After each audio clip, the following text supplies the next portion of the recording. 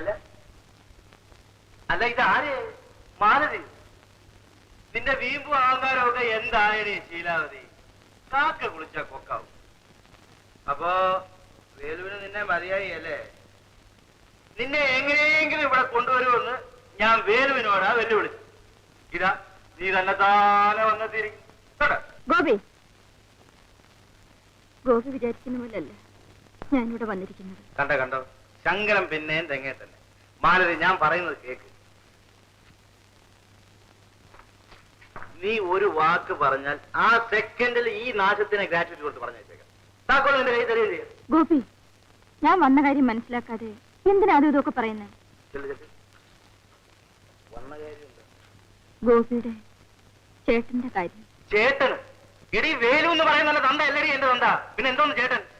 ശരി പോട്ടെ, വേലുവേട്ടന് കുറച്ച് പണം ആവശ്യമുണ്ട്. ഓ, മൂക്കപ്പൊടി വാങ്ങിക്കാനായിരിക്കും. 2000 രൂപ പണം അടച്ചാൽ അങ്ങനൊരു ജോലി കിട്ടും. ഇന്ന് 10 മണിക്കുള്ളിൽ വേണം. എവിടെയൊക്കെ ശ്രമിച്ചു നോക്കി. അവസാനം എന്റെ കാക്ക തന്നെ വരേണ്ടി വന്നു. അല്ല, കുറെ കാലം ആയല്ലോ ഈ തൊഴിൽ തുടങ്ങിയിട്ട്. ഒരു സമ്പാദ്യമില്ലേ കയ്യില്? അല്ല, പണം തന്നാ എനിക്ക് എന്തോ തരും? 1 വർഷത്തിനകം എങ്ങനെയെങ്കിലും പണം തിരിച്ചു തന്നേക്കാം. പണമൊന്നും തിരികെ തരണ്ട, ഇവിടെ വന്നാ മതി. എന്റെ കൂടെ താമസിക്കും. നിന്നെ ഒരു മനുഷ്യനായിട്ട് കരുതുമെന്ന് എന്നെ വേണം പറയാൻ. കുറെ എണ്ണം ആയല്ലോ, മതിയായില്ലേ? എന്താ പറഞ്ഞത്? ദേവടിച്ച് ആ ഭാഷ എനിക്കും അറിയാവടാ.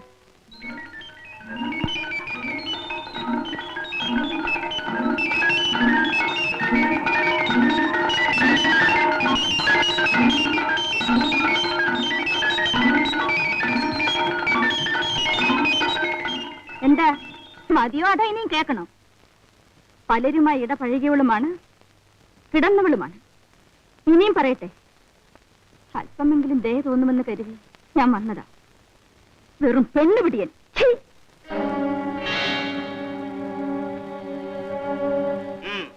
എടുത്തോളൂ. പക്ഷേ വേലുവിനെ കുറിച്ച് ഓർത്ത് ദയ തോന്നിയിട്ടല്ല, നിന്നെ ഓർത്തിട്ടാണ്. നിന്റെ കൂടെ കഴിഞ്ഞ പല രാത്രികളെ കുറിച്ച് ഓർത്തിട്ടാണ്.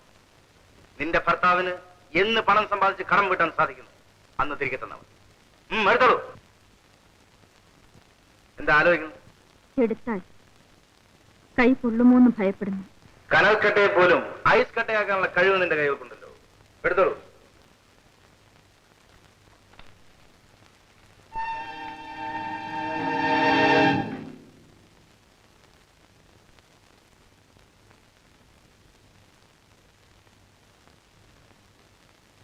എന്താ ഇവിടെ വന്ന് ഒറ്റയ്ക്കിരിക്കുന്നത്? ഇതാ,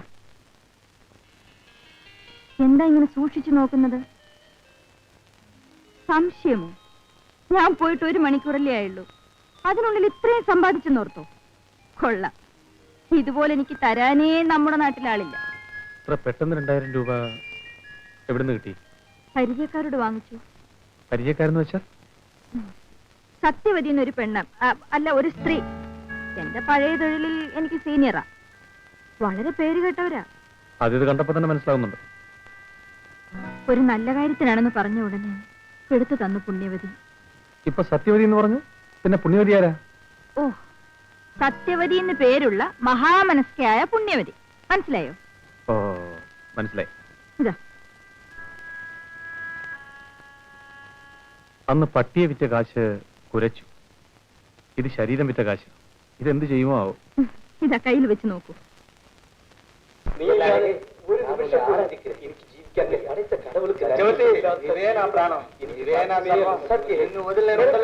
എന്ത് കേൾക്കുന്നു? എന്റെ അമ്മോ, ഇന്ത്യയിലുള്ള സർവ്വ ഭാഷയും കേൾക്കുന്നു.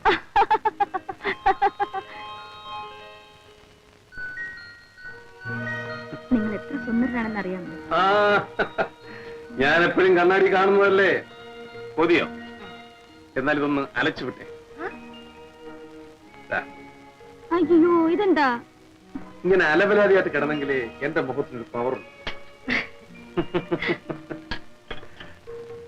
ആദ്യമായിട്ട് ജോലിക്ക് പോവുകയല്ലേ?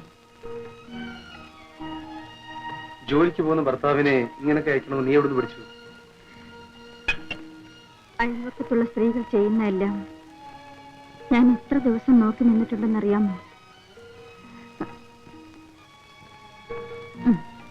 ജോലി കഴിഞ്ഞിട്ടേ നേരത്തെ വീട്ടിൽ വരണം കേട്ടോ.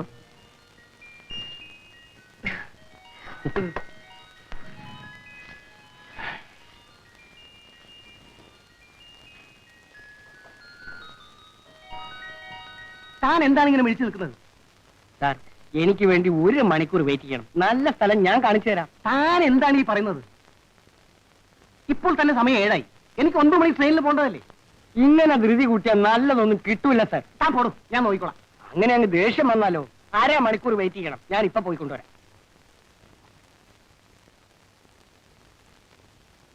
ഒരുങ്ങി നിൽക്കണോട്ടാ. എടാ വാസുവേ, ഞാൻ നിന്നെ അന്വേഷിച്ചുകൊണ്ട് വന്നാ. എന്തായിട്ടാ? ഒരു നല്ല പൈസക്കാരൻ 2 മണിക്കൂർ കാലത്തേക്ക് ഒരാളെ വേണം. എന്റെ കയ്യിലുള്ള ആളുകളെല്ലാം ബുക്കായിപ്പോയി. നിന്റെ കയ്യിൽ സ്റ്റോക്ക് വല്ലതും ഉണ്ടോ? ഇഷ്ടം പോലെ പൈസ കിട്ടും. കിട്ടുന്ന മുഴുവൻ നീ എടുത്തു. പൈസയുടെ കാര്യം പിടിയേട്ടാ, അത് നമുക്ക് 50-50. പക്ഷേ 1 മണിക്കൂർ സമയം തരാവൂ ചേട്ടാ. ഒരു പ്രാന്തൻ. എടാ, അയാൾ 9 മണിക്കുള്ള ട്രെയിനിൽ പോകാൻ വേണ്ടി ടിക്കറ്റ് ബുക്ക് ചെയ്തുകൊണ്ട് കൈ പിടിച്ചോണ്ട് നിൽക്കുകയാണ്. ആ നിപ്പാണല്ലേ? എന്നാ ചേട്ടൻ പോയിക്കോ. 10 മിനിറ്റിനകം ഞാനൊരു ഉരുപ്പിടിയും കണ്ട് അങ്ങോട്ട് എത്തിയേക്കാം. റെഡിയല്ലേ? റെഡി. ശരി.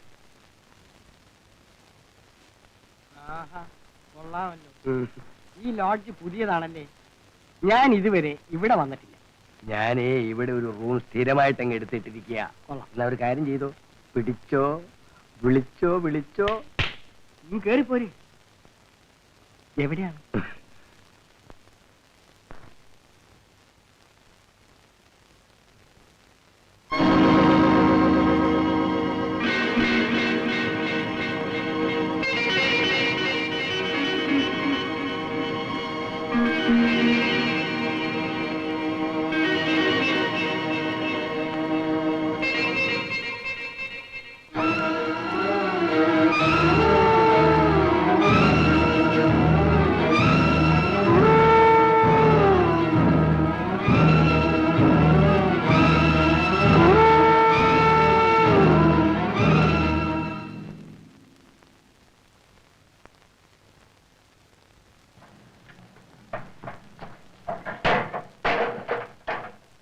എന്താ മണി ആത്മഹത്യ ചെയ്തു എന്നുള്ളത് സത്യമാണോ?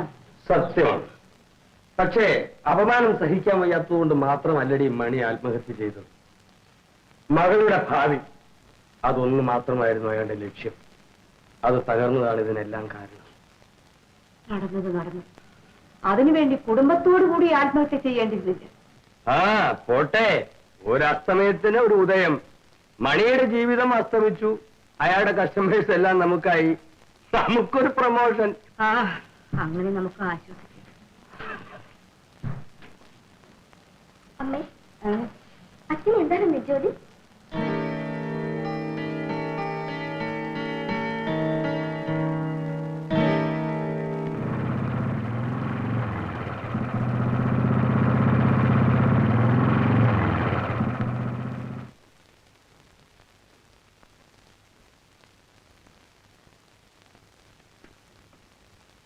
എന്തിനാ ഇവിടെ വന്നത്? കടം വാങ്ങിച്ച 2000 രൂപയുടെ പലിശ വാങ്ങിക്കാൻ വന്നത്. പലിശ?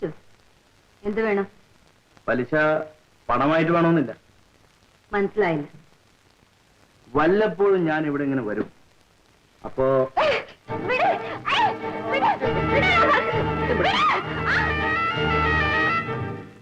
ഒരു സ്ത്രീയോട് ഞാൻ ഇതുപോലെ യാചിച്ചു. പക്ഷേ നിന്റെ കാര്യത്തിൽ ഞാൻ ദുർബലനാണ്. എന്നെ ഉപദ്രവിക്കരുത്. എന്നും വന്ന് ഞാൻ ഉപദ്രവിക്കില്ല. മാസത്തിൽ ഒരിക്കൽ മാത്രം പലിശ തരണം. പുറത്ത് പോകാനാ പറഞ്ഞത്.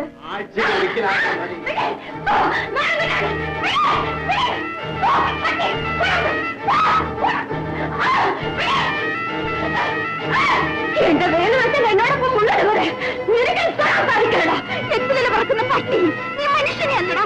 അതിപ്രവർത്തകമയാണ് അല്ലേ ഇതോളിശി? നിന്റെ ഭർത്താവ് എന്ന് പറയുന്നതിനോട് അവന്റെ മുമ്പിൽ വെച്ച് നിന്നെ നശിപ്പിച്ചില്ലെങ്കിൽ എന്റെ പേര് ഗോപി എന്നാണ്. നീ മരിക്കണടാ.